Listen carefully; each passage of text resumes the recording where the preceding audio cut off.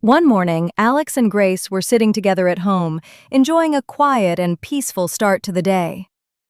Alex walked to the window and looked outside, noticing the bright sky and the soft warmth of the sunlight. He felt that the weather was sunny and pleasant, and this made Grace smile because she liked sunny days very much.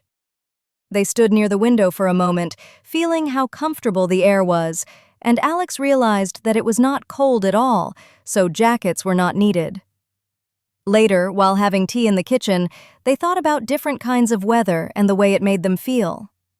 Grace preferred cool weather that was not too hot because it helped her feel relaxed, while Alex enjoyed sunny days with a light breeze when the air felt fresh and clean. In the afternoon, they stepped onto the balcony and looked up at the clear blue sky. Grace wondered if it might rain later, but Alex felt confident that it would not because there were no clouds in sight.